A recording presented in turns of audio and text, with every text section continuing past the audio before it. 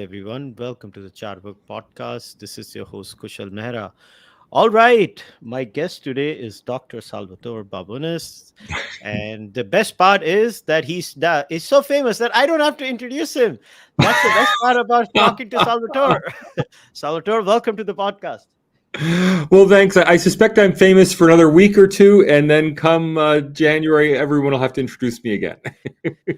But Salvatore. So maybe for those two people who don't know about you, maybe we can start here. Tell everybody a little bit about yourself. My name's Salvatore Babones. I am a comparative sociologist at the University of Sydney. My own academic work is on quantitative macro comparative sociology. So quantitative methods, statistical methods for studying country level comparisons or comparing countries around the world. I recently authored a paper that has made me famous or notorious now, depending how you want to see it. In India, the paper was published in August, actually in celebration of 75 years of Indian independence. It was published in August in Quadrant magazine, a magazine here in Australia, called "Who Are the Barbarians at the Gate?" And it was an article. Let me just be frank. Exposing the problems with the international valuations of Indian democracy. And when I say problems, I mean maybe read lies. But that has made me now a public figure in India, and I've been in the very strange situation of seeing articles written about me as opposed to just articles written by me. And that is very odd. I mean, I've written more than 500 short articles and op-eds for magazines, newspapers, for Foreign Affairs magazine, for Foreign Policy magazine, for the National Interest, for Quadrant here in Australia, the Australian newspaper, the Sydney Morning Herald, and no one ever thought to write about me before. So it's been an interesting Indian journey the last few weeks, and I've been really enjoying all the outpouring of support and encouragement I've received. All right, so let's start here, Salvatore. Maybe the focus of your essay or your piece that you had written was different indices or indexes, however we want to pronounce it, that cover India and in multiple facets. Now, can you maybe I always like to function at the baseline where I assume people don't know that these things are happening. So, what exactly do these indexes or rating indices do? Basically, how do they work? What do they intend to do? And then maybe you can also explain to my viewers and listeners what is the methodology that they use. Sure. So this will be a long answer. So, sit down, relax. Kushal, if you have some extra work to do on the side, now's the time to do it while I kind of run through the indices. There are three major indices that are used by academics and professionals to rate democracies around the world. These are the Economist Intelligence Unit's Democracy Index, the Freedom House, Freedom in the World rankings, and the Varieties of Democracy Institute democracy rankings. Now, these three rankings or indices are all distinct and separate. They have their own methods. They have their own independent rankings. All the other indices you see out there.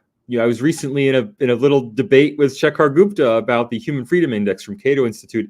He didn't seem to realize that that's just based on data repackaged from the Varieties of Democracy Institute rankings, right? So all the other indices that you'll see out there are just these indices put together in indices of indices. So it's these big three that we really have to be concerned with.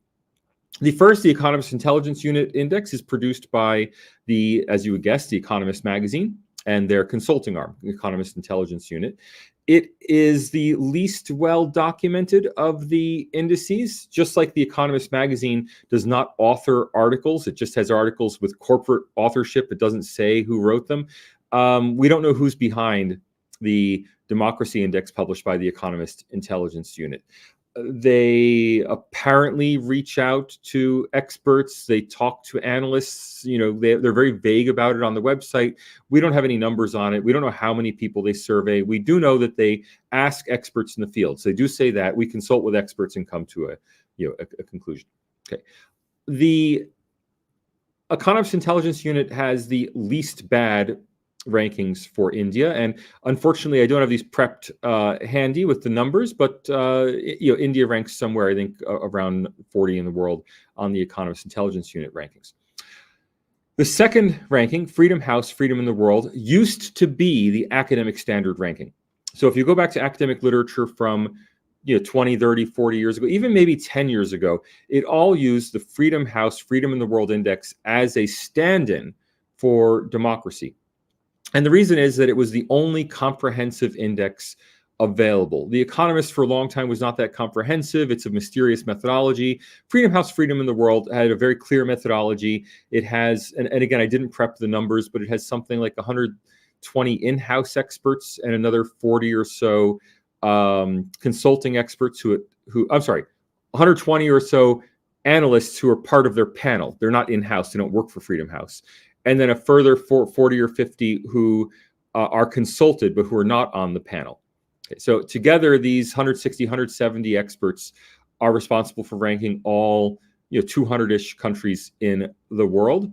And they do so on a very detailed set of metrics. So Freedom House has a very detailed rubric for marking countries. And their working groups sit down and rank each country. How do we think, how do we think press freedom is in India? How do we think academic freedom is in India? How do we think elections are in India? And then they go on to Indonesia. How do we think elections are in Indonesia? How do we think, journalists, freedom of press is in Indonesia? How do we think? And on each of these metrics, they create a score, and then all those scores get amalgamated into an overall country score. India does less well on their ranking. I think it's around number 80. Again, I'm sorry I didn't prep the numbers. I wasn't ready for. I gave the set speech last night, and I don't have the numbers handy at the moment.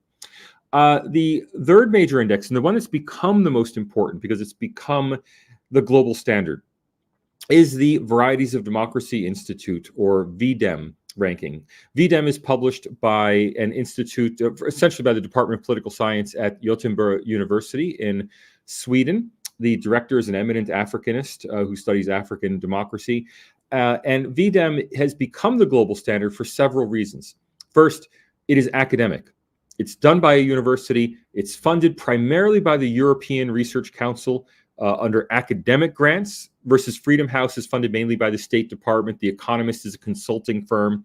So because VDEM is actually, supposedly a dispassionate, unbiased research organization producing rankings, it has that built-in prestige. And VDEM is actually used, it's incorporated into the most other rankings. I already mentioned it's incorporated into the Cato Institute's ranking, but it's also incorporated, for example, into USAID governance measures. It's incorporated into the World Bank's governance measures. It just pops up everywhere as if you need a democracy score or democracy sub-index to include in your own index, you pull them from VDEM. The data are very comprehensive. They're published in a very machine-friendly but human-unfriendly format. So it's very difficult if you're not an academic to download the VDEM data and work with it, but it's meant to be used by professional programmers, not to be used by for public relations purposes. Now, VDEM has the most elaborate methodology. They survey experts in countries, so 85% of their expert panel consists of academics. The rest of the 15%, it consists of editors, human rights activists, other intellectuals, and they try to have at least 2/3 of the panel studying any one country being people in that country. And they've set a minimum threshold. I believe the minimum threshold is 5 people per country, ranking each country. And again, primarily people located in the country, as opposed to being outside experts.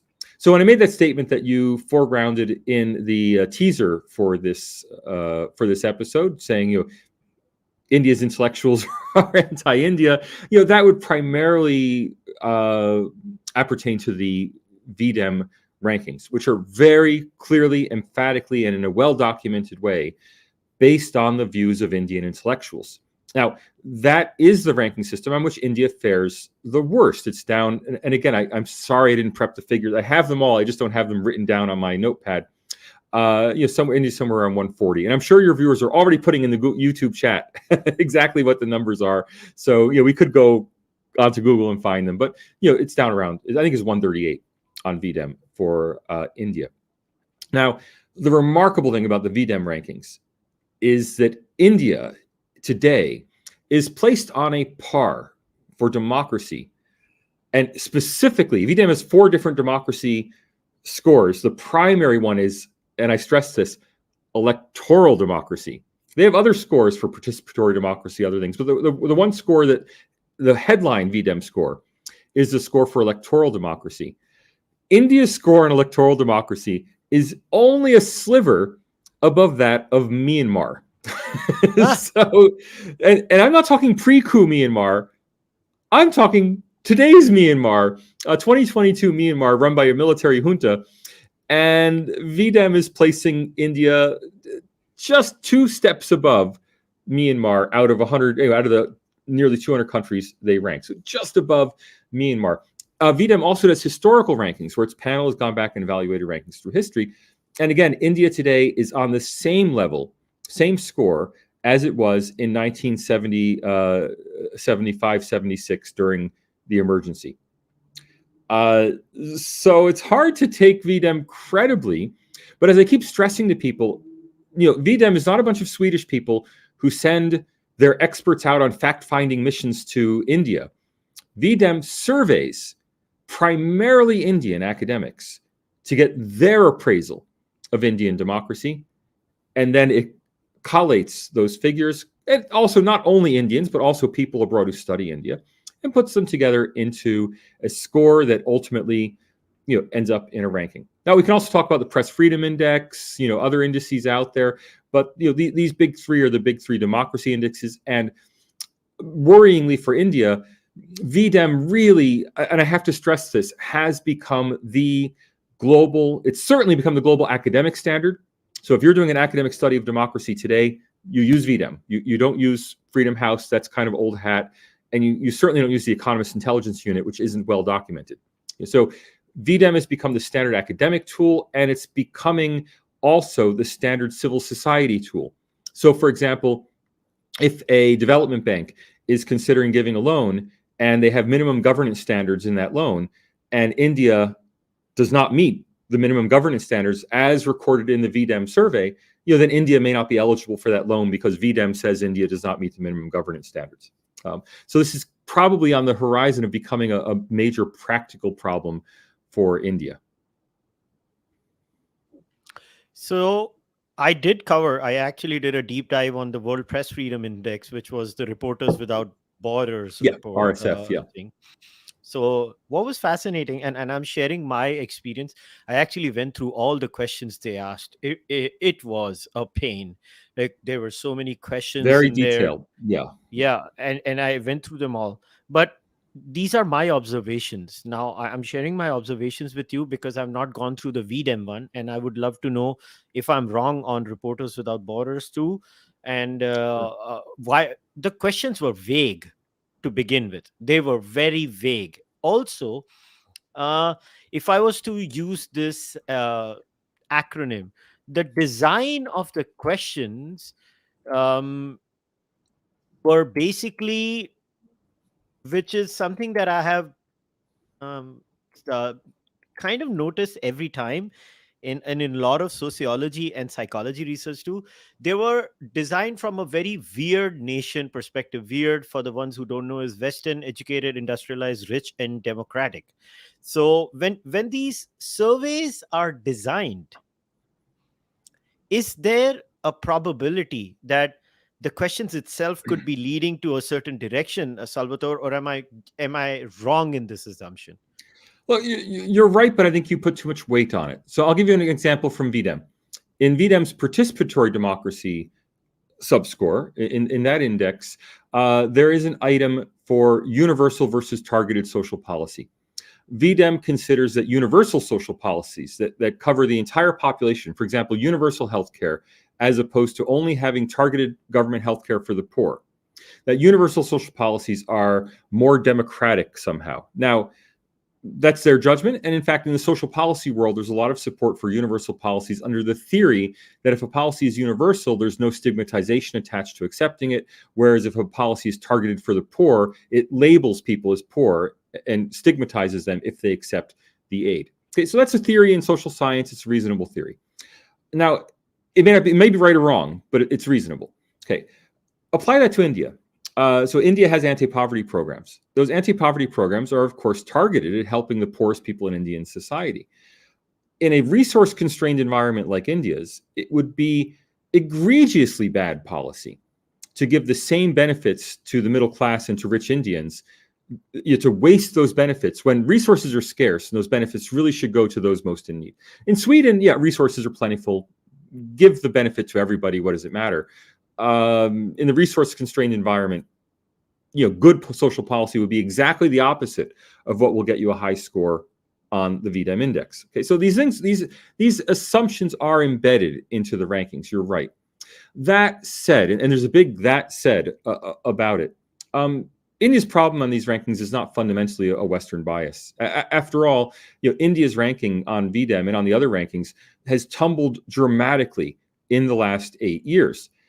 That has nothing to do with Western biases increasing over the last 8 years. I mean, the rankings were very good. I mean, Indian democracy, I forget which index placed it on a par with Belgium just 8 years ago. So, these Western biases, they're there. You're absolutely right, but they're not really determinative. They're not what's causing this problem with the misranking of India. Instead, the problem is that on that Reporters Sans Frontières World Press Freedom Index questionnaire, the Indian journalists who answer it are rating India very low. Now, the Hong Kong journalists who answer it are rating Hong Kong slightly better than Indian journalists rate India. And the result is that on the World Press Freedom Index, Hong Kong, where the Apple Daily has been shut down by the government, where the editors and publishers have been arbitrarily arrested, where the owner of Apple Daily was abducted and taken to mainland China for a secret trial, where the presses of the Apple Daily were smashed up by government goons, where you can't say anything against the government because of the security law, where RSF itself gave Jimmy Lai, the publisher of the Apple Daily, its Press Freedom Award for resisting Chinese oppression. Hong Kong is rated above India on the World Press Freedom Index. Now, we can all laugh at that. It's ridiculous, but that has nothing to do with Western biases, anti-South biases, et cetera, et cetera. So the things you're talking about, I don't want to say they're not there. You're absolutely right. But 90 or 95% of India's low ranking is not due to those biases. It's due to the journalists in India who seem to be actually convinced that they are more oppressed than their colleagues in Hong Kong. Okay, so let's get to this now. So what you're basically saying is that the ratings of these indices, the questionnaire might be slightly different, but it's a sampling error. Is that what I'm getting? It's because every No. I'm sorry to cut you off. I want to be absolutely clear here, and I've said this repeatedly the last 2 weeks when people have been asking me about this. The rankings, and especially the VDEM rankings and the Reporters Sans Frontières rankings, the two survey-based rankings, the rankings accurately reflect the views of Indian intellectuals about their own country. They accurately reflect the views of Indian intellectuals as a class. Not every Indian intellectual, but they reflect the views of Indian intellectuals about their own country. And I've had lots of questions. Yes, Salvatore, but what is an intellectual? Isn't Kushal an intellectual? Now, Kushal, no disrespect intended. You're not a professional intellectual. You're a podcaster. You're a questioner. You're a citizen journalist, maybe. But when I say intellectual, I mean people who are paid by establishment organizations to have the job of thinking about society. University professors, heads of major think tanks, the country head of Amnesty International, the senior editors of major newspapers, the authors who are headlined at writers' festivals. I mean, forgive my saying, I don't mean to be arrogant about this because I don't view intellectual as a compliment. I'm an intellectual, right? I'm paid by a university to teach students and do research, and I am paid by media organizations to write columns for them.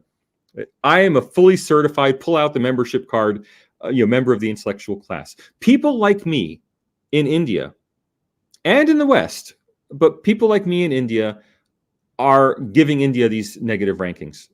Not VDEM, not Freedom House, not Reporters Sans Frontières. It's the Indians answering this. And even for The Economist and Freedom House, which are not using in-country surveys, where are they getting their information about India? They're getting it from academic colleagues in India, from think tank reports about India, from Human Rights Watch reports on India, from Indian NGOs that write reports on India. That is, even those other organizations that are not directly based on surveys of intellectuals, when they provide evidence to support their rankings, the evidence they're provided is taken by the outputs of these very people. So it's secondhand views of intellectuals instead of firsthand, but it's still the views of intellectuals. The rankings accurately reflect the views of Indian intellectuals.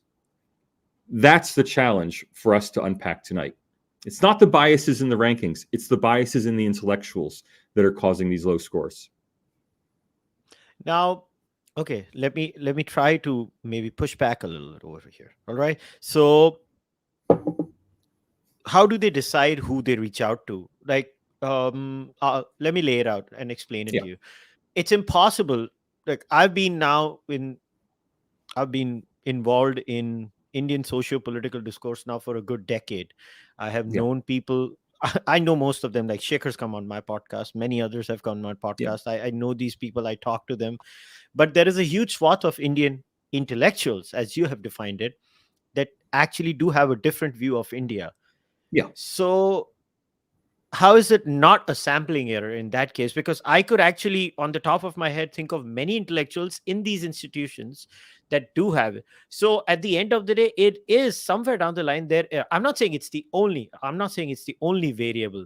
Like, I did not mean to say that the Wierd acronym that I used was the only variable, but all these variables do come into play where at the end of the day, I don't know how to put it, but the people who design these reports are human beings. They're They not are. automatons. They're human beings who interact with other human beings across the world. And from what I have understood is that people hang out with their own tribe.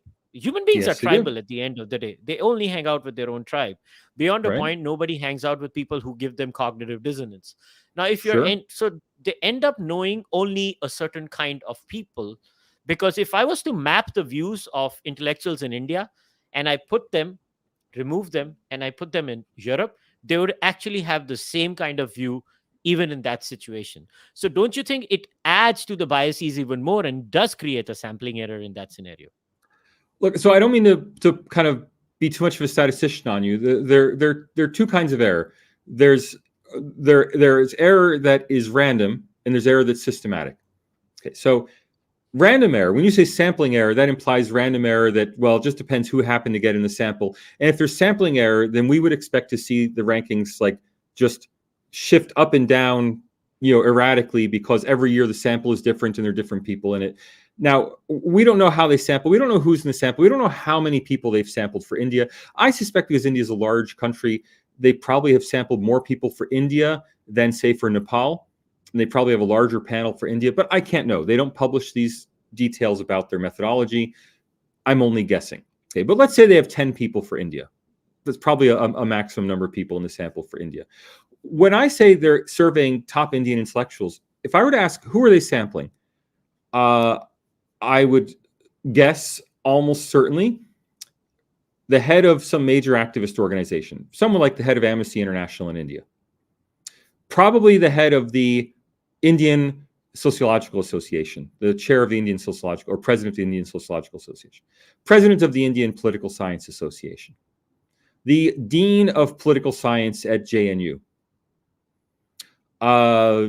two or three other senior academics who may hold administrative positions or leadership positions in major academic bodies.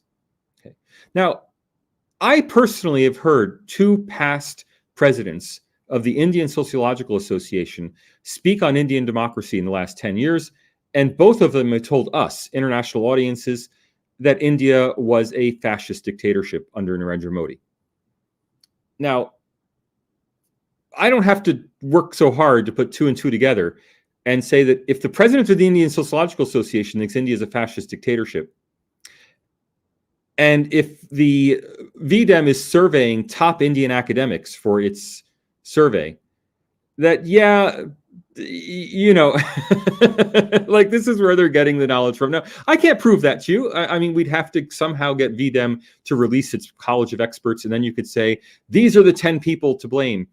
But ultimately, you know, if you look at if you look at which writers in India, if you were to compile a list, something you could do easily, not that I want to have to do it, but you could do easily. If you were to compile a list of the last 8 years, all of the presidents and vice presidents of the Indian Sociological and Political Science Associations, and all of the winners of whatever the top literary prize in India is, thinking, you know, literary intellectuals as well, and put those people on a big list of, you know, now you're talking about, you know, 30 people who are candidates for this.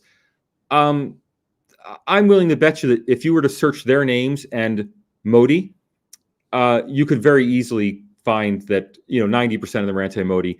The same way, if I did the same exercise in the United States, I'm absolutely confident that if you took those 30 people and the word Trump, you would find that, you know, 95% of them are anti-Trump. I mean, so I don't have the data for India.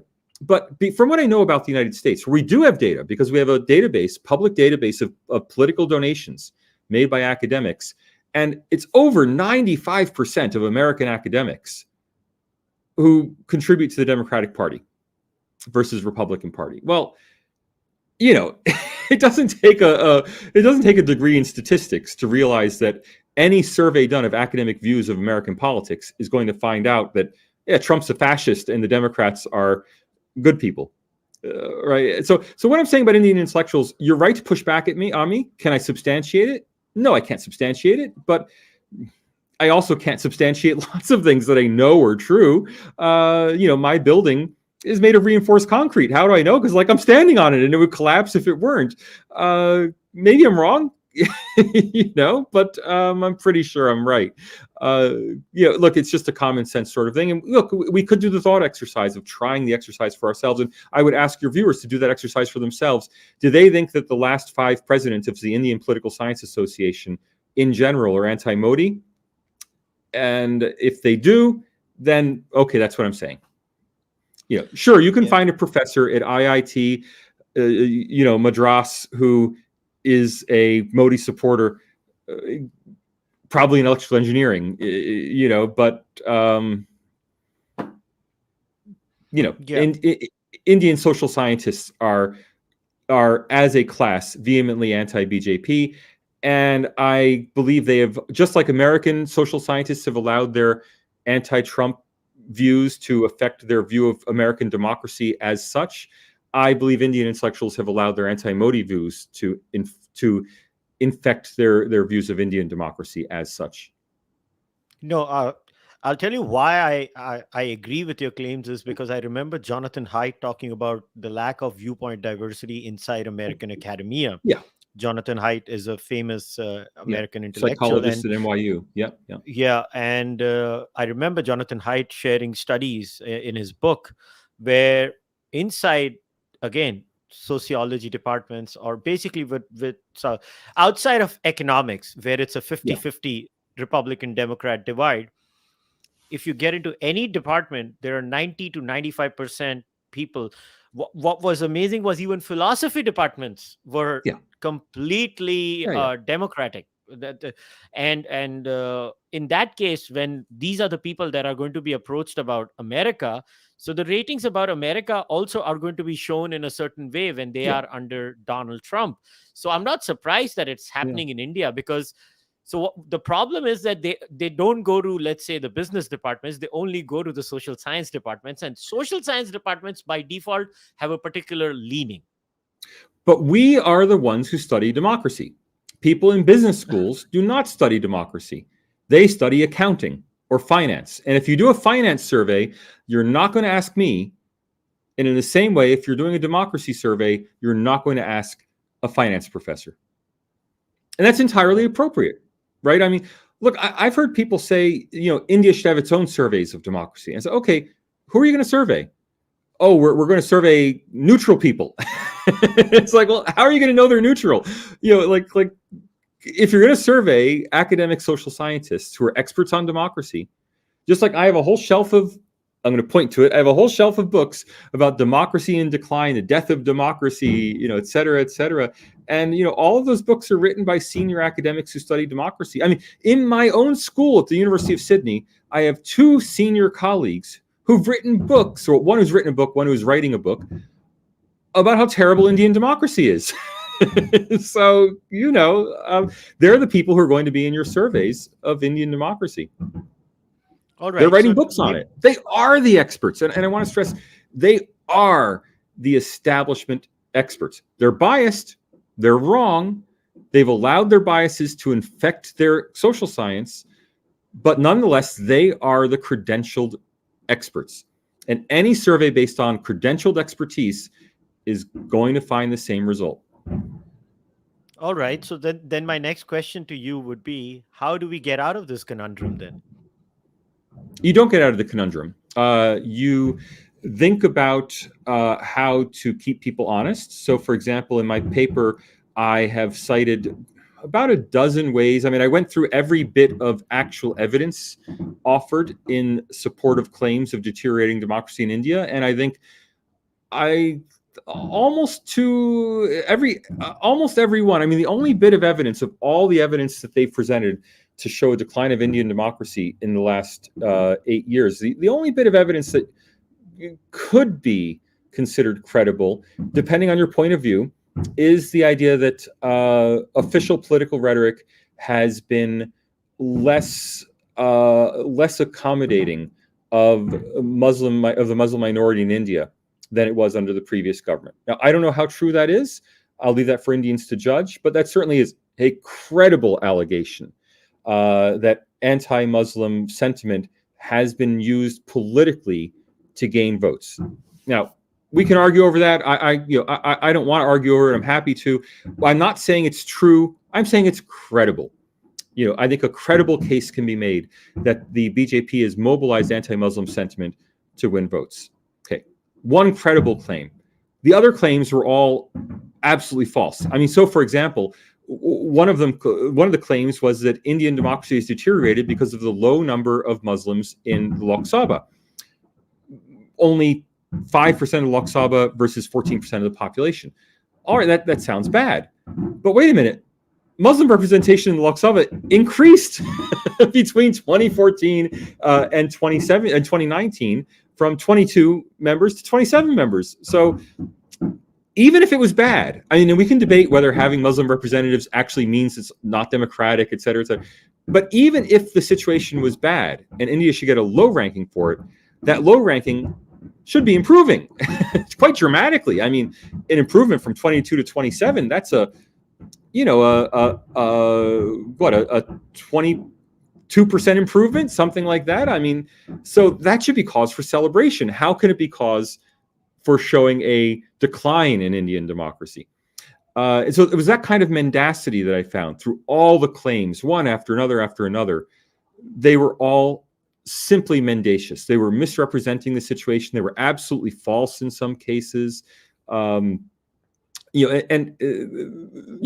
what I would suggest is what Indians should do is do this kind of detailed research, rebutting claims. So the government of India, instead of saying, "Oh, this ranking is low," it's Western biased, it's unfair.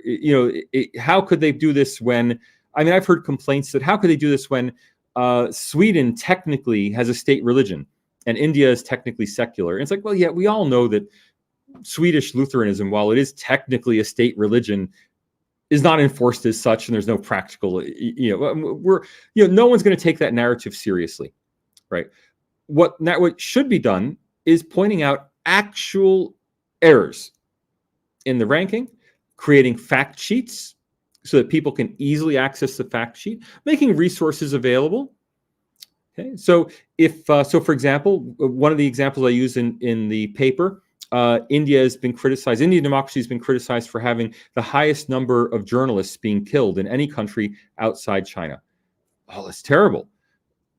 But India has more of everything than any country outside China. There are more people with black hair. There are more people with beards than any country. There are more people with liver complaints than any country outside China. What's the rate per billion? Well, in India, 3.5 journalists killed per billion people. Rest of world, 6.3. India, in fact, is a relatively safe country in which to be a journalist. Well, if that data were produced by the government, instead of being produced by an NGO, the NGO producing the data tries to depict the data in as negative a light as possible. Headline: more journalists killed in India than in any other country. Okay, and that gets picked up and that gets amplified and that enters into the evidence for the rankings.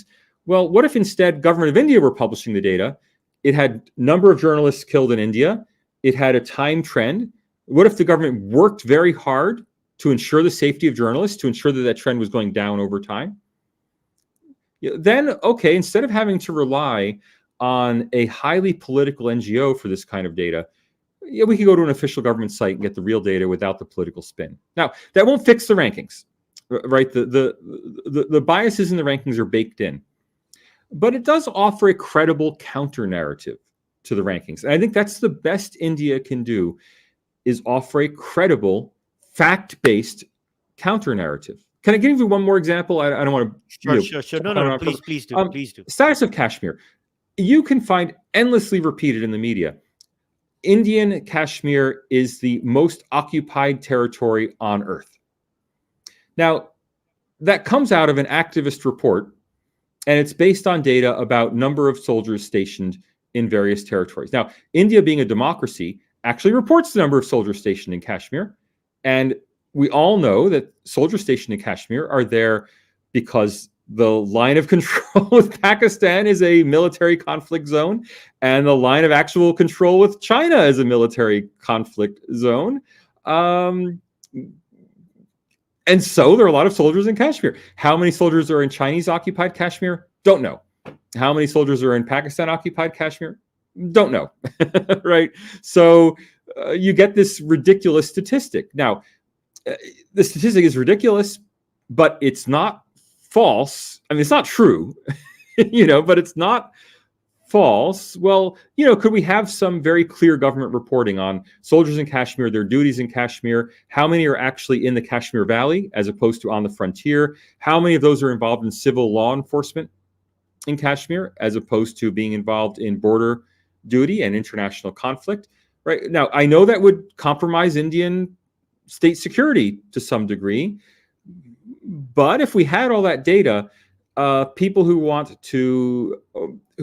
are actually concerned to have a more accurate, fact-based narrative on Kashmir would be able to go to this and use it. And if that Indian report had exactly the same columns for China and Pakistan showing unknown, well, I think that might go a long way, that people might use this official data on Kashmir instead of picking up data from activist NGOs, because the data from activist NGOs are the only data in town.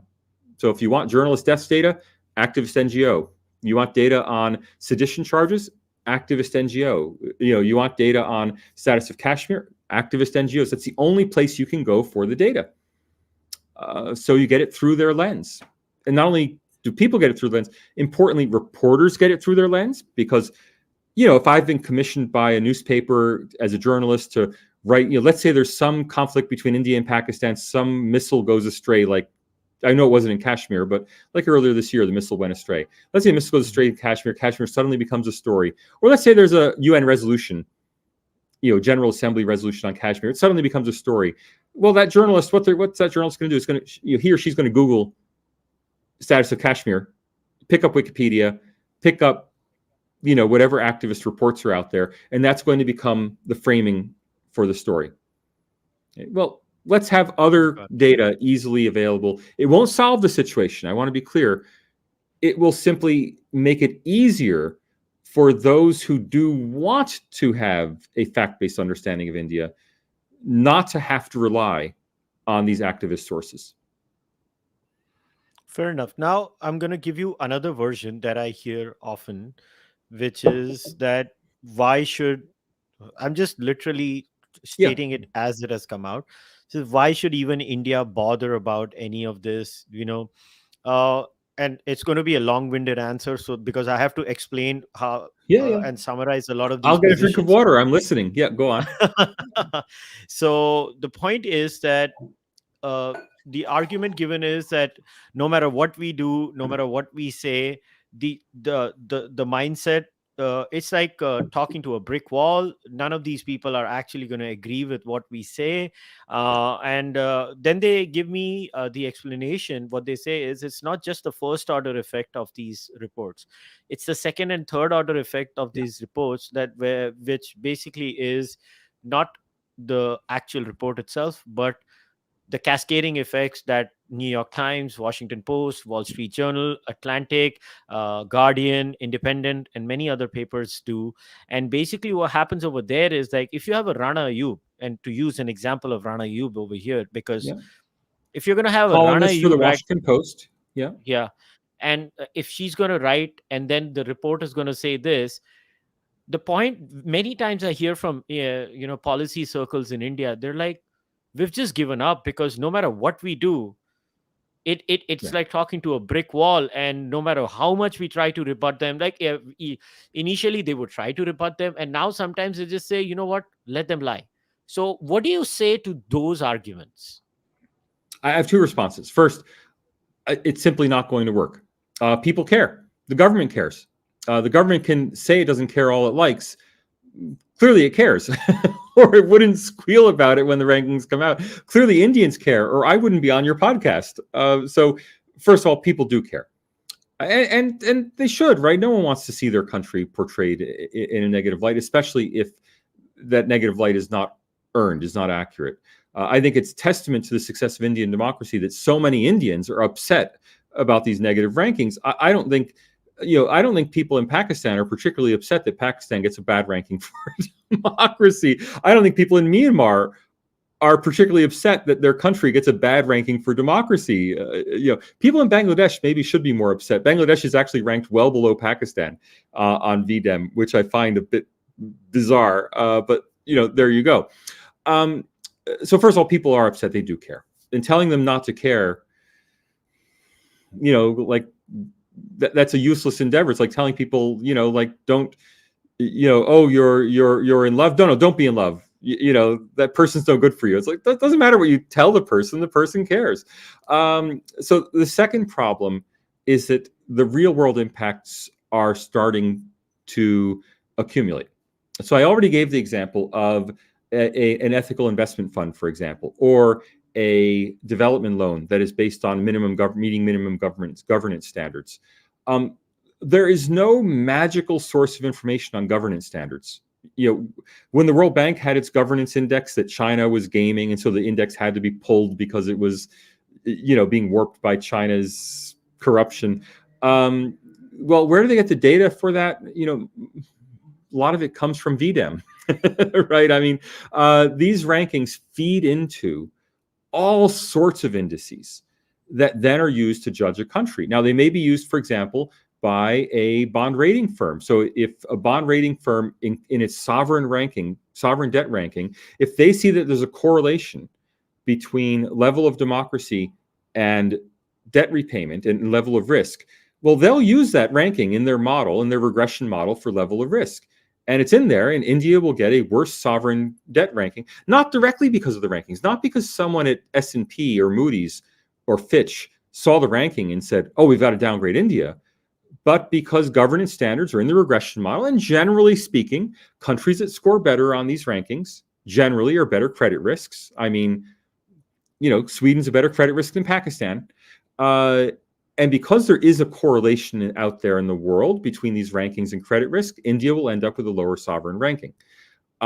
Investors might be put off investing in India if they see that India, who wants to be accused of supporting a fascist dictatorship? We're now seeing companies starting to be scared out of China at last. The accusations of genocide in China, organ harvesting, all the terrible things in China.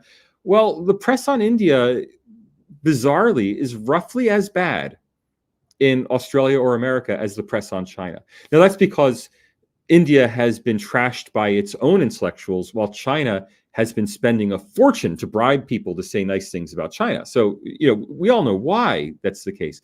But the reality is that the narrative is roughly similar. And, well, if you have to choose between investing in one fascist dictatorship or a communist dictatorship, does it make much difference? So there are these real world implications. Think about foreign affairs. The Quad, which was resurrected a few years ago under the idea of a like-minded union of democracies that were resisting Chinese aggression.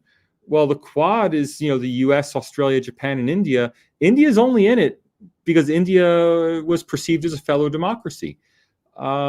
Will India continue to be perceived as a fellow democracy?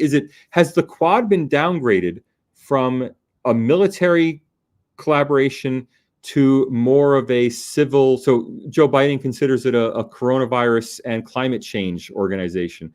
Is that in part because American Democrats and Australian Labor people are a little wary about working with India? That might feed into it. Will the U.S. sell weapons to India? So there's a big debate right now over the naval fighter, and will it be a Rafale or will it be an F-18 from the U.S.? Well, if India were to buy the F-18, and by the way, as an American, I really hope for greater India-U.S. collaboration. As an impartial academic advisor, buy the Rafale, because France is never going to cut you off because domestic French politics become anti-Indian. Could the U.S. ultimately sanction India and cut India off from parts to its carrier-based fighter jet? Yeah, that could happen if the domestic political narrative in India becomes sufficiently if the domestic political narrative in the U.S. on India becomes sufficiently anti-Indian to cast India as a unreliable, non-democratic country that is, maybe using American weapons to repress its own population in Kashmir or, against Maoist insurgents in the East, right? So these are real concerns for India, and the rankings don't directly determine them, but it feeds into all of this, right? It is at the root of many of these perceptions. Now, if I can warn you about the next thing on the horizon, it's BDS, boycott, divestment, and sanctions. Israel already faces an aggressive boycott, divestment, and sanctions campaign to the point where you can't even host a visiting Israeli scholar at a Western university, or you will have a bunch of pro-Palestinian, in my view, generally anti-Semitic protesters, a combination of Palestinian nationalists who are not necessarily anti-Semitic, they're just pro-Palestinian, and anti-Semitic Westerners who together ally to make life just impossible for any visiting Israeli, whether that's an academic visiting a Western institution, or an Israeli diplomat visiting, or even in some cases, a business person from Israel visiting making a speech somewhere. Well, Israel has to deal with this. My own union at the University of Sydney has repeatedly voted to have our retirement fund divest from Israel. Again, these aren't binding votes, they're symbolic votes, but the pressure is there. Well, India is now facing this. We've had on campus at the University of Sydney, and I don't know the name of the person, I'm very sorry, but a BJP health spokesperson was on campus to give a talk at the medical school, and the talk was disrupted by anti-India protesters. Again, a mix of mostly Muslim opponents of India, so Pakistani opponents of India, and Western anti-Hinduists, who together, they will use, and the Western anti-Hinduists and the Western anti-Semites are 80% the same people, right? There's an enormous overlap in these groups. Well, because I see it's the same people. I mean, I'm not going to name them. I don't want to have, libel issues. I get it. But I literally see them at the university. They're the same people using the same tactics, loudspeakers, pots and pans, disrupting meetings, getting students tricking students into thinking that they're fighting for a noble cause when the students really don't know what's going on. But you hand out a flyer about Indian murders in Kashmir, and the students think, oh, that's terrible, I want to do something. You idealistic students were very easy to manipulate. There's a reason why these organizations are always very campus-based. They're trying to mobilize young, idealistic, uninformed students to join their protests. Well, this is now routine on Western campuses, and it's going to get worse for India. Right. So what Israel is still able to succeed. You know, the country's a high-tech powerhouse, globally prominent small country, a great democracy. Yeah, but Israel has a constant drag all the time on everything it does. And it's only U.S. support at the UN that prevents Security Council resolutions being passed against Israel. You know, France and Britain will abstain. It's the U.S. veto that keeps Israel from facing more serious problems. Well, India doesn't even have that U.S. veto to back it up. And I know this is a separate issue, but people repeatedly ask me here in Australia, Salvatore, how can you say India is so great when it supports Russia? And so, well, first of all, India doesn't support Russia as such. India has not condemned Russia at an official level. And I say, why don't they condemn Russia? Well, you know, India needs that Russian veto at the Security Council because India is not Israel. It doesn't have that big brother to stand up for it in the Security Council. India's big brother on the Security Council is Russia, because otherwise a combination of Chinese and Muslim interests would combine to condemn India at every opportunity. Right. So all of this is coming India's way, and the rankings are just part of it. But it's a broader phenomenon that's reflected in the rankings. Yeah, I hear where you're coming from. Just one passing remark before I start taking the viewer questions is that the real worry for me, you made a passing comment on the Jewish and the Hindu parallels. The biggest worry for me out of these reports is you have shared the big picture image of how it can affect us economically at the level of the nation. What scares me beyond that is also the Hinduphobia, that all these things add to the Hinduphobia and the Hindu community. I've just spent 4.5 months in North America. I was traveling all over the place. I went to many talks. I gave 5 or 6 talks, and young kids, elderly Hindu, these are American and Canadian citizens. They're worried. They're worried about the sudden rise of Hinduphobia. There are now proper studies being done on in Rutgers itself. Then you had the Hindu-Muslim tension in Leicester, and that led to a lot of Hinduphobic content generated online. And these are real-world issues. So actually, my biggest concern is for the Hindu community outside India itself. And they didn't do any of this. And that scares me a lot. Look, I insist on the word anti-Hinduism, not Hinduphobia. I'm sorry to be a stickler as an academic for terms, but Hinduphobia on the model of Islamophobia and transphobia, it is not an accurate term. 100% agree with you, by the way.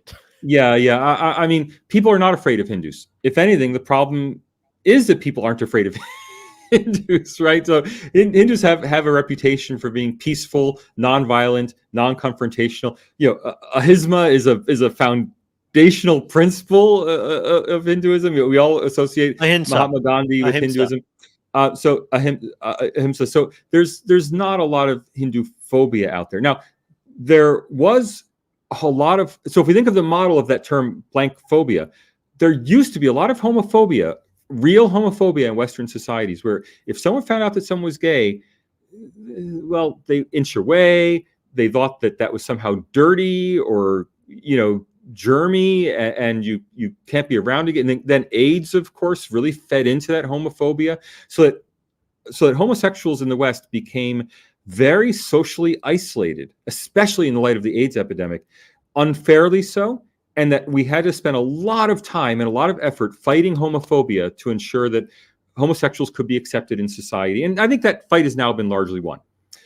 Transphobia is a real phenomenon. I mean, for all of the extreme wokeness around trans issues, I mean, many people are profoundly uncomfortable meeting a transsexual person whose physical appearance may in some ways just not seem quite quite according to their own expectations, right? And so there is transphobia. People do feel uncomfortable. People who are transsexual do face discrimination in the workplace. They do face social isolation of people not wanting to make ordinary friendships and have ordinary relationships with people who are transsexual. It's a real phenomenon. Islamophobia is a real phenomenon. Muslims, especially conservative Muslims in the West, especially Muslim women in the West, often dress in very distinctive ways. Ways that people are not comfortable with. The fact that Muslim women, conservative Muslim women, for instance, generally won't shake hands in business situations creates a lot of awkwardness. People aren't sure, what should I do? And then, of course, there's the issue of Islamic terrorism, so Islamist terrorism, which does result in some real Islamophobia of people being worried that, if they somehow do something that's perceived as anti-Muslim, they could become a victim of crime, a victim of terror, a victim of violence. So there is Islamophobia that unfairly stigmatizes the 99 point whatever percent of Muslims who are peaceful, law-abiding, friendly, helpful people, right? So these phobias are real phobias.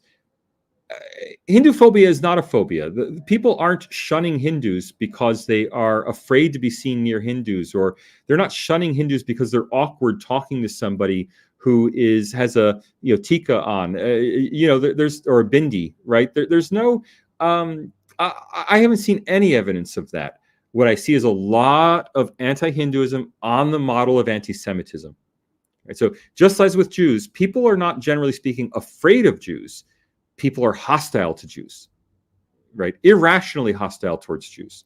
And the same kind of irrational hostility that Jews have experienced, well, in the West for 2,000 years, has also been a feature of Western Hindu relations ever since early colonialism, right? So this is something that goes back to French and British, especially British colonialism in India, the disparagement of Hindus, the labeling of Hindus as heathen or sometimes pagan, with a very negative connotation attached to that. The preferencing for Abrahamic faith, so in colonial India and pre-independence India, the preferencing of Christians and Muslims in India over Hindus in India, outright discrimination against Hindus in British colonial India, institutions that are institutionally anti-Hindu. So many Islamic studies centers in the West, although they would never admit it, I think are clearly, if you look at the productions of their research production, are very anti-Hindu. They're in their research outputs. So, I know you agree with me. Maybe your listeners don't. So I want to make this very clear. What I see out in the world that's threatening Hindus in the West is not Hinduphobia. It's anti-Hinduism. And the reason to make that distinction clear is that the solutions are different. The solution to Hinduphobia would be to just introduce people to Hindus, make them more familiar with Hindus, to teach people about the Hindu faith, and that, oh no, it's not, there's nothing strange about it. People have different beliefs in different parts of the world, and it's a major faith system on a par with other major world religions. And, there's nothing to be afraid of. The same way that we solved homophobia by just by normalizing homosexuality, by bringing gays into ordinary social situations as ordinary people without any implication that there's something strange about being homosexual. Well, that solution won't work for anti-Hinduism, right? Any more than it works for anti-Semitism, because the familiarity, although it might reduce fear, it does not reduce hostility, right? So bringing Jews into contact with anti-Semites will not make the anti-Semites less anti-Semitic. If anything, it'll exacerbate their anti-Semitism. And in the same way, bringing Hindus into contact with anti-Hinduists does not reduce their anti-Hinduism. So I'm sorry to go on at length about this, but as a sociologist, this is, to me, the reason it's so important to get these terms right is that they have different implications for social policy. We could easily solve anti-Hinduism. We could easily solve Hinduphobia by having more community events where people can try Indian food and, do a little dance and watch a little Bollywood, and we normalize Hinduism and everyone just becomes less Hinduphobic. It's a strange thing. at first, but then it becomes normalized and everyone accepts it. That won't work for anti-Hinduism. And anti-Semitism is still with us despite the last 80 years of systematic government policy to fight anti-Semitism. Still with us today. And I'm afraid that anti-Hinduism is going to have the same trajectory. I agree with you. I use the word Hinduphobia because it's just something that has kind of stuck on. In fact, I have never been a supporter of that word, and people who follow this podcast regularly would actually know that Kushal never liked the Yeah. word. In fact, initially I would not even add that word in the titles, but then this time when I went to North America, like the diaspora beat that word in me. Basically, they Yeah, I said, "No, know no, it's use been. it. Yeah, There's use a it." bizarre And look. I've experienced this talking to Hindus abroad in Australia and especially in America. There's a bizarre notion that if only we could be a victim too.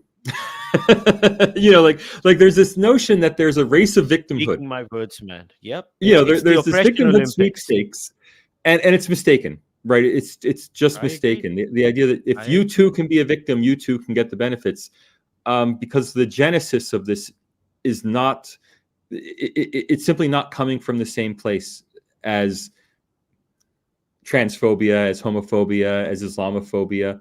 It's coming from a very different place, and the victimhood narrative, competitive victimhood. I'm sorry to tell you, is not going to work for Hindus. You know, I I same hear you, way. man. I Yeah, the hear same way you. it hasn't worked for Christians. So Christians Yep. have tried the same thing. So Christians in the West, even though the West is Christian in culture and heritage, actual practicing Christians have in most Western countries, certainly in Western Europe and in Australia, have come to be seen as a a hostile foreign force somehow, right? It's been a bit bizarre, but Christians have faced practicing Christians, believing Christians have faced opprobrium, ridicule, invective in newspaper columns, on TV. Not so much in the U.S., but in other Western countries. That's not Christophobia. That's people who resent religion, who are anti-Christian. And again, same problem, right? Christians can't portray themselves as a victim group, and as a result, kind of get the same protected status. It just won't work sociologically, even if it's appealing, even if it may seem to be appealing on its face. So yeah, Yeah. anti-Hinduism, get used to it and start developing strategies to deal with it the same way that, unfortunately, Jews bear the burden of fighting anti-Semitism. They shouldn't have to. I'm personally a member of the Holocaust Museum, which is 3 blocks down from me here in Sydney, Australia. I'm a member because I support their work fighting anti-Semitism, even though I'm not myself Jewish. Hopefully you can find people who support your work against anti-Hinduism, but just like the Jewish community everywhere in the West has to constantly be fighting this battle against anti-Semitism, Hindus better, muscle up for a long fight. Exactly. All right, Salvatore, let's take a few questions now. So the first one, I'm going to go from the earliest ones to the latest ones. So the first question was, but isn't it VDEM's responsibility to normalize the data across Hong Kong and India, especially when they claim to produce a ranking? So I guess this was when you were explaining the Yeah, Hong yeah. Kong and India thing. So that's the first question. So actually, VDEM doesn't produce a ranking. VDEM produces a score, which inevitably becomes a ranking. But if you look at their own outputs, they produce a score. Now, maybe there is somewhere on their site where they produce rankings, but the fundamental data they actually publish are scores. Do they have a responsibility to normalize those scores? Maybe they have a moral responsibility in some sense, but from a statistical standpoint, there's no obvious mechanism for doing that, because to normalize the scores, you're suggesting that they have some external validation against which to judge the surveys that are coming in. They don't have such an external validation. If they do, they wouldn't need the surveys. So it's a chicken and egg problem. If they had some means to normalize the scores, they wouldn't need the scores in the first place. Fair enough. All right. The next question is it starts with a comment because the person asking this question is an academic. So they Yeah. say, as an academic, uh, I can't submit anything for peer review without sample characteristics outlined in Table 1. How can VDEM survey have any validity without outlining the biases of the survey sample? Um, all I can say is it does because it does. It's kind of like they say that nothing succeeds like success. Um, look, there are VDEM VDEM produces more extensive methodological documentation than any of the other ratings organizations. Is it sufficient itself to be peer reviewed? Well, I think some VDEM methodology publications have been peer reviewed. Uh, but they don't produce as much documentation as you probably would for typical survey research. For example, they don't give any list of numbers of respondents by country. That's data I would want if I were a peer reviewer, but it's not data that they've provided. Now, should their own publications have passed through peer review? I suspect they should not have. If I were a reviewer, I would want more information. But I have found, and if you're an academic in the social and behavioral, in the social sciences and humanities, you've probably found as well that peer reviews are based much more on, does the reviewer like what you said, on the actual information provided. It's so Now, if true. you're, It's so yeah, true. that's why my own paper on Indian democracy rankings, I didn't even bother to put through peer review. I mean, there's a story behind that I can't tell for confidentiality reasons, but there's just no point peer reviewing it or giving it to a journal, because my colleagues will just say that it's wrong, without saying why it's wrong. It's a real problem in the social sciences and humanities, and we've seen this in the trolling that's been done of fake papers. Taking the most famous one was one that took passages from Mein Kampf, Hitler's Mein Kampf, and just changed Jew to white.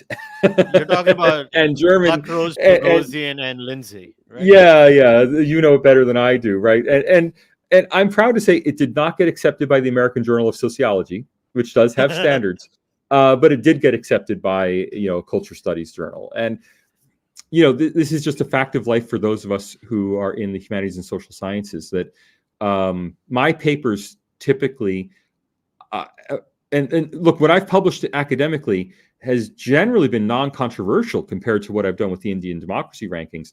I usually have to send a paper to 3 or 4 journals before it gets published, because since I'm almost always in every paper I write taking a counter-hegemonic narrative that's against the grain of the academy, it's just impossible to publish. So yeah, I'm not surprised that they got through peer review where I wouldn't, but they have a message that everyone's receptive to. I mean, if you just look at the titles of the VDEM reports, they're not about India. Remember, their reports are about the whole world.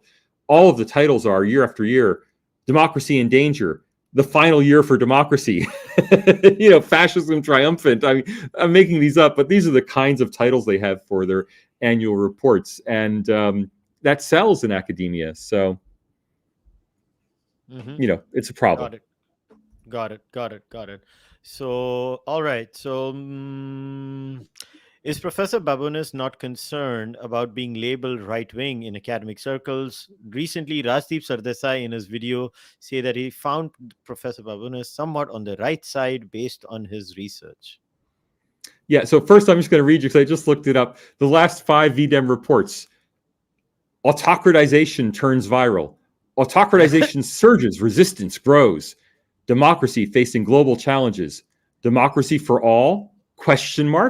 Democracy at dusk? ? So, democracy's always ending. Otherwise, they can't get funding. Look, am I concerned? Look, I wrote a book on Donald Trump called the New Authoritarianism, Trump, Populism, and the Tyranny of Experts. Now, I'm very proud that book was named Best on Politics 2018 by the Wall Street Journal. And the Wall Street Journal reviewer said that he couldn't tell what my politics were. And I think if you could write a Trump book in 2018 and no one can tell whether you're pro-Trump or not, that's got to be an accomplishment. I'm very proud of it. But the fact that I was not anti-Trump in the academy made me pro-Trump. And to the extent that I was once in a Zoom meeting and I made a joke about, well, look, if I put on my hat as an ordinary academic, I feel this way. But if I put on my hat as an administrator, I feel that way. And I went to get my hat. And I was joking. I said, look, I'm going to get my hat and put it on. Someone said, oh, is it a MAGA hat? I don't own a MAGA hat. But it's just become, such a joke about, if you're just even-handed, you're a right-winger somehow in today's world. And look, I don't mind it. Look, I write for a conservative magazine in Australia. It's called Quadrant Magazine. I'm not particularly a conservative, but the magazine is. That's very clear. I'm aware of that. But they're willing to publish my column. And I had previously submitted to the Australian Review of Books, which is kind of the equivalent literary magazine on the other side of politics, and they didn't want my column. So I publish it in Quadrant. Look, I'm very comfortable with all well-meaning people. As I said in that notorious photo from India, I'm a member of the con market gang, ready for the con market gang. I'm an academic intellectual whose first thing he wants to do when he visits India is go to the famous bookstore. So I'm very comfortable with my place in the world. If people want to label me right wing, I don't mind. Take what you will from my work. I think the closest I've come to writing something that was clearly an endorsement of any political candidate was my book 16 for 16, A Progressive Agenda for a Better America. And I desperately tried to get Bernie Sanders to endorse the book. We went all the way to his chief of staff. We got copies to his Senate staff, his Vermont staff. He just never mentioned it. The book would have sold 10,000 more copies if Bernie Sanders had just said, oh, I like this book. So am I a right winger who believes in universal health care, a higher minimum wage? You be the judge. I'm just a social scientist. And I don't mind being labeled. I think it's funny when I'm labeled. But labels are going to be there. I've had people warn me, Salvatore, don't do this or you're going to get labeled and then it'll be difficult to do your work. And I just say, look, people are going to do what they do. I don't care. The truth matters. Okay, just a couple of questions before we wrap up. So how do we make these... I have as much time as you want. So you wrap up when you want to wrap up. I'll go as long as you'd like to stay on air. Cool. So how do we make sure that these rating agencies and everything associated with that, or downstream from that, media houses and everything, how do we create a culture of accountability where they are so wrong? I'd love to see accountability. I'm a big advocate for this in universities. So I think one of the big problems we have in universities is self-indulgence. That is, we're given tenured jobs where we can't be fired. And instead of using it to pursue the truth, we use it to pursue our own petty personal agendas. Right. And I think that self-indulgence is really a problem of independent institutions.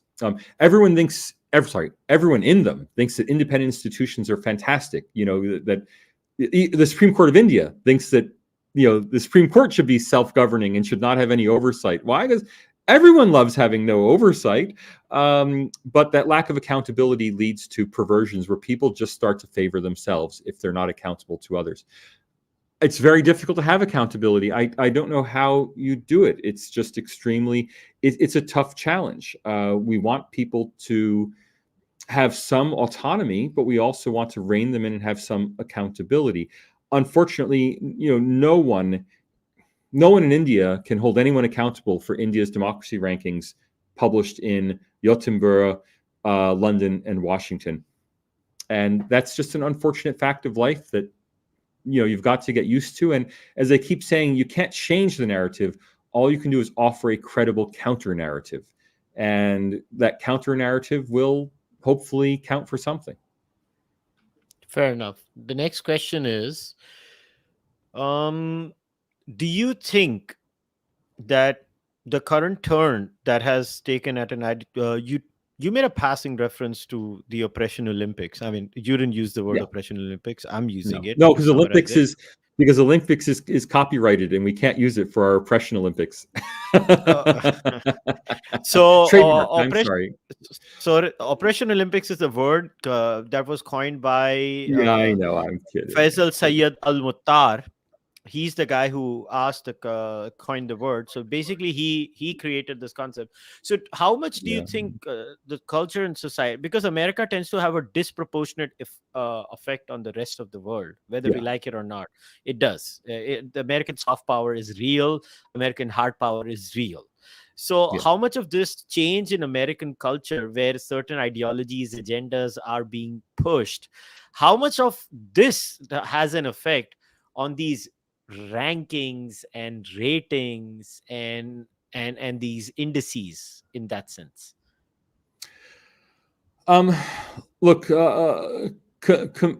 competitive oppression, it doesn't, I think, directly affect these kind of rankings. I mean, uh, again, I mentioned in passing, Bangladesh rates worse than India and worse than Pakistan on the rankings. Now, Bangladesh is okay, not a great quality democracy, but it's certainly a better quality democracy than its ranking would indicate. It's not below, it is not down at number 148 or something where it is. And you know, Muslims winning in the oppression Olympics in the West doesn't make Muslim countries score better on the rankings, right? So I'm not sure the two are related to each other. Now, as we said before, there's more of an argument that they are related to this issue of Hinduphobia versus anti-Hinduism.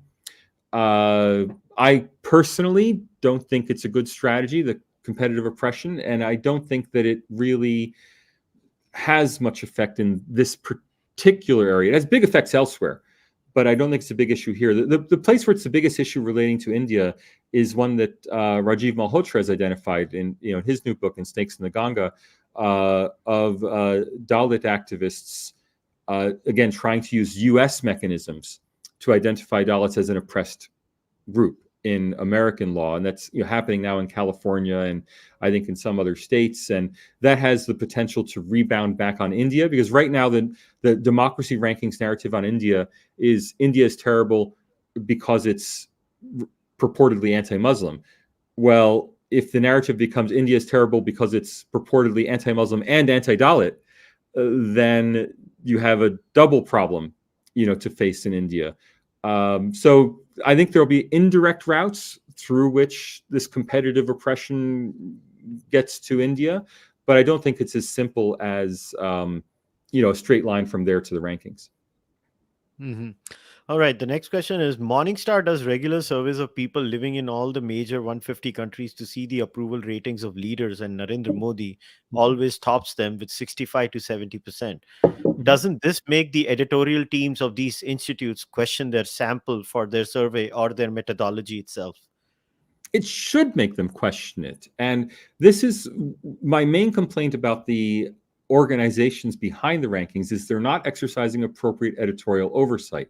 Now, I've highlighted that in my own research by showing the claims that they're just feeding through, that from the expert panels, that they're feeding through into their reports, claims that are just clearly wrong in many cases.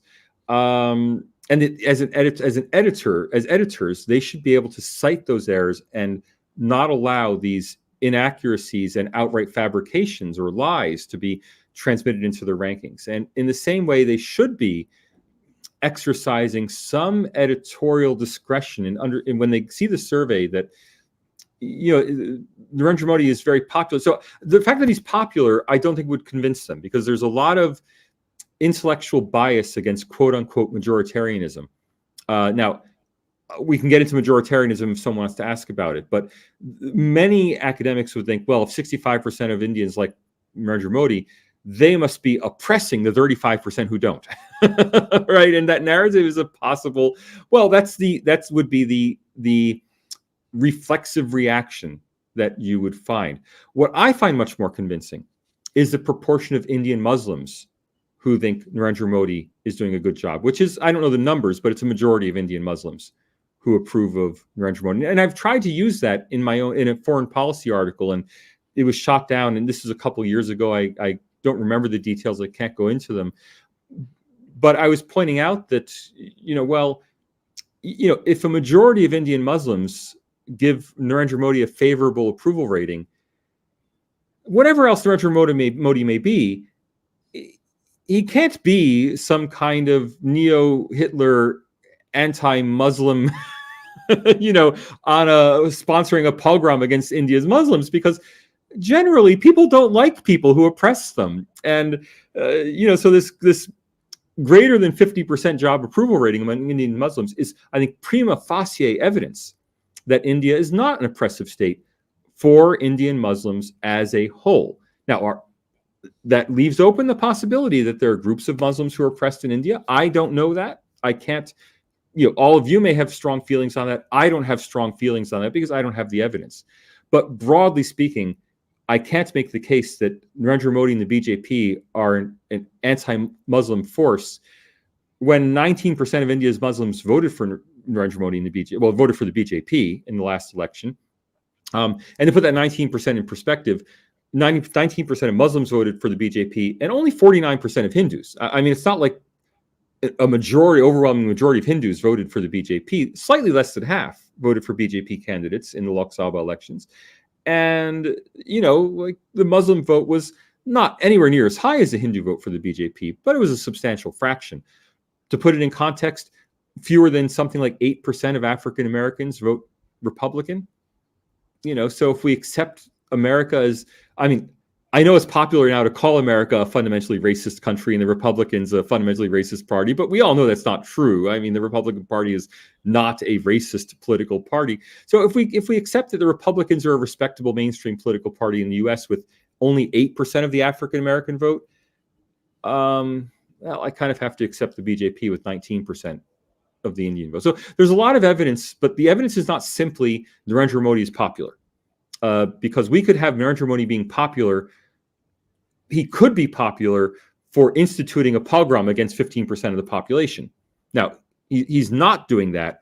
The more convincing evidence of that is his popularity among Muslims. Got it. So what do you make, do you think, so the question is, I'll expand it to, what is your understanding of the relevance of decoloniality in sociology? I guess, does sociology needs some decolonizing?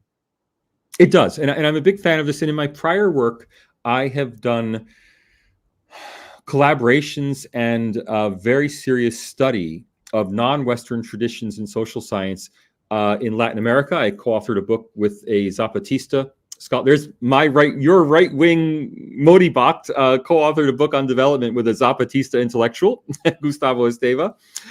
So I've done work with Latin American indigenous perspectives. I've done a lot of work on Chinese indigenous perspectives on social science. And now I've been very actively studying Indian indigenous perspectives on social science.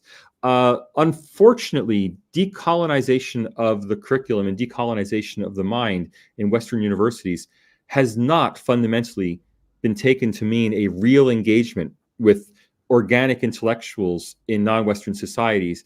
It's been taken to mean engagement with Westernized intellectuals in non-Western societies. And I found this in a very dismaying way. I mean, I no longer attend the International Sociological Association because I was very dismayed that hearing non-Western voices at the International Sociological Association meant hearing from Marxists and Weberians from India, or from China, not hearing from, say, Cārvākarites from India or Confucianists from China. It meant hearing from people who happened to be Chinese or Indian or African who embraced Western perspectives. I mean, my favorite example of that was being at a conference on development and listening to Puerto Rican independence activists talk about, decolonizing our curriculum because, Puerto Rico should be, viewed as independent. And of course, what university did they teach at? University of Maryland and Harvard. It's like, well, wait a minute. What kind of Puerto Rican perspective are you offering from major American institutions? So like, I'd like to take this very seriously. I wish academia would take much more seriously the organic national intellectuals who are working from national traditions. And I've even done some publishing on this. So, for example, in international relations and international sociology, there's the idea of worlding. What constitutes a world? And we have the term, world society that's developed in secular Western social science. But we might also think, for example, of the Kautilyan system of the world, coming out of mandala theory, in Indian international relations theory. Or we might think of the Tian Sha concept. In fact, I wrote an entire book on the Tian Sha concept coming out of Chinese Confucian worlding theory. We might think of the Muslim concept of the Ummah being a different kind of worlding theory of what constitutes a world. And I'd like to take these views and approaches very seriously. And I've written about this academically, but I feel like a very lonely voice in those debates. My colleagues very much want to see non-Western faces spouting Western social science instead of Fair seeing enough. actual non-Western social science. Yep. I pretty much covered the gist of all the questions, but before we wrap up, this question I wanted to leave it as the major serious philosophical question. We see sampling Sure. biases, a little bit of this, a little bit of that, a little bit of uh, as I said, the Wierd syndrome, a little bit of lack of transparency, a little bit of lack of accountability. But at the end of the day, an average human being looks at all of this. They look at academia, they look at I keep going back to the book by Tom Nichols, The Death of Expertise. And you need experts. All Yeah. of this creates, I don't know how to say this, but COVID did the biggest number on expertise and experts in the history of humanity. Mm-hmm. I mean, as somewhat, for example, I'm very openly pro vaccine. But the point is, the way Anthony Fauci communicated, he should not be Mm-hmm. given the right to communicate because he clearly messed it up. He should not be allowed to communicate. That man messed it up for many of us who actually believed in the scientific method. But the point is Yeah. that what is the truth when the so-called torchbearers of the truth keep making so how do you expect any average Indian to take any of these surveys or any of these things seriously if they want to seek the truth? Where does the truth go in all of this? It's a huge philosophical issue. Yeah, yeah. Kushal, you can't handle the truth. That's the problem. Look, what is the truth? So I'm very postmodern, and again, those who call me right wing may not like to hear that. I'm very postmodern about this, and the idea that there is no. I'm sorry. If there is a single truth, my own variety of postmodernism, there are three varieties of postmodernism. One is that there is a single truth, but we just don't know what it is. Another is that there are multiple truths. And then the third take is that there is no such thing as the truth, right? So these three positions, postmodern positions on the truth. I'm the more, I guess, conservative postmodernist. I think there is a true answer to things. We just don't know what it is. And experts differ on what that true answer actually is. So, if there's if you imagine a battle situation and there are bullets flying everywhere and someone is shot and dies, well, somebody actually killed that person. Which one of those 1,000 people firing bullets killed that person? We'll never know, right? So there is a truth.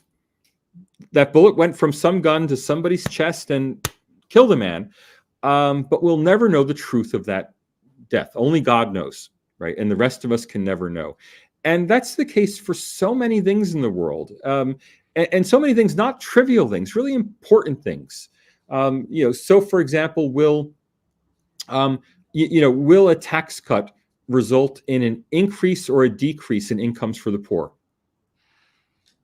No one knows. Even if you cut the taxes and you find out what happens, you don't know if those changes in income for the poor were the result of the tax cut or the result of all these other things that happened at the same time the tax cut happened. And someone who's in favor of the tax cut will say, oh, well, incomes went down for the poor, but they would have gone down more had it not been for the tax cut. And someone else say, no, the tax cut caused the decline in incomes. We can never know what the truth of these situations is. There is a truth. I'm confident there's a truth out there, but we don't have access to it. God's not telling us, right? And, in that situation, We rely on experts, but experts have opinions. And the problem is we over rely on experts. If we take experts too seriously, and experts are certainly prone to taking themselves too seriously, right? Experts are wildly overconfident in their own ability to ascertain the truth. If I've learned anything from my study of statistics the last 20 years, it's, I don't know. I have guesses as to things. I have things I'm pretty sure about. But certainly when it comes to social policy, all bets are off, right? I'll give you my expert advice. I'll give you the reasons for it. But in a democracy, the people have to decide what the truth is, what the right answer is. And all of you have to decide for yourself in your own lives, which truth you want to follow. And if that makes social policy and social science sound a lot like religion, where, you have to decide which approach to God is the right approach to God, well, it's because it is. I mean, we're all dealing with unknowables, not just things we don't know, but things that are fundamentally unknowable. And that includes the experts. We're all dealing with unknowables. Economists famously cannot predict the economy. Despite 100 years of business cycle research, economists do no better than a coin flip in predicting the economy. Surveys of economists. So we still use them. They'll always report, survey of economists says the consensus prediction is that this will happen. No better than a coin flip. Stock pickers do no better than the market average. So every professional says invest in an index fund, because people who devote their lives to picking stocks do no better than average. Well, you might as well not pay them, right? Save the money on getting the advice, or call a soothsayer, right? Or consult your astrology table. You'll do just as well as picking the stock market as a professional stock picker.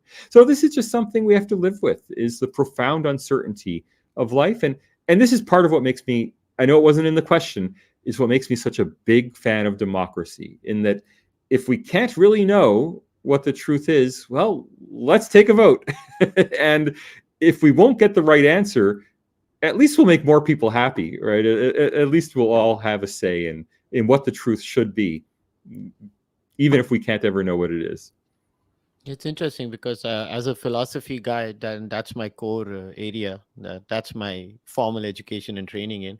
So actually, I think you're less postmodern and more Hindu in that sense, because you're very Jain. Maybe I am. Because, yeah, I don't think so. Your position Swami, is postmodern because. Swami Vivekananda back there is with me on this one. All right, awesome.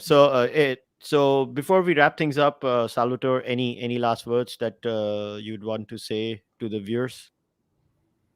Look, believe in yourself, right? We all have to form our own views. Don't take my word for it. Don't take Kushal's word for it. Make your own mind up, make your own decisions, and live by your own intellect. Rely on your own intellect, your own instincts, and even if you're no more right than I am, at least statistically speaking, you're no more likely to be wrong than I am. You have as good a chance as any of us of getting things right. Answered like a true sociologist. Salvatore, it's been an absolute pleasure to talk to you, and here's to many more such conversations that we'll have in the coming years. And it's been an absolute pleasure, and I wish you nothing but success and happiness. Thank you very much. All right, guys, we'll wrap today's discussion up. Once again, in the description of the podcast, it doesn't matter if you're watching this on YouTube or you're listening to it on any of your cherished audio platforms, you will see Salvatore's Twitter handle in the description and his newsletter. So I would recommend you can subscribe to his newsletter and follow him on social media, and go and buy his books too. As far as I'm concerned, No, don't. My newsletter comes out irregularly. My YouTube channel is whatever I feel like doing. Don't follow me on Twitter. That's great. I'd love to have you in touch. But mostly, thanks for all. Look, I really appreciate all the wonderful attention I've received. But don't look for me. Subscribe to Kushal. That's good enough. And by the way, I am not only a subscriber, but a what does YouTube call it? A supporter, a subscriber. I pay for the podcast, and I hope others will do so as well. Hey man, thank you very much. I know you were a member. I did not want to talk about it. now that you've spoken about it, I really appreciate it. But once again, guys, I'll see you guys next time. Until then, namaste. Take care. Bye bye. Bye.